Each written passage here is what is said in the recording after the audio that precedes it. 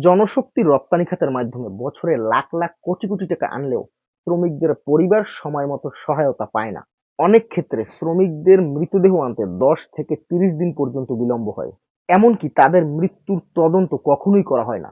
প্রবাসী শ্রমিকদের দ্বিতীয় শ্রেণীর নাগরিক হিসেবে দেখা হয়। যেমন সিঙ্গাপুর, মালয়েশিয়া প্রবাসী শ্রমিকদের প্রোফাইল কম গুরুত্ব পায়। গৃহকর্মী নারী শ্রমিকদের জন্য সুরক্ষা নীতিমালা থাকলেও বাস্তবে তা কার্যকর হয় না। নির্যাতিত নারী শ্রমিকদের শেল্টার হোম সংকট, দেশে ফিরতে দীর্ঘ সময় লাগে, এমনকি তাদের অভিযোগও ঠিকভাবে নথিভুক্ত করা হয় না। এই ধরনের আরো অনেক সমস্যা আছে, কিন্তু সরকারের ভূমিকা এখানে নীরব।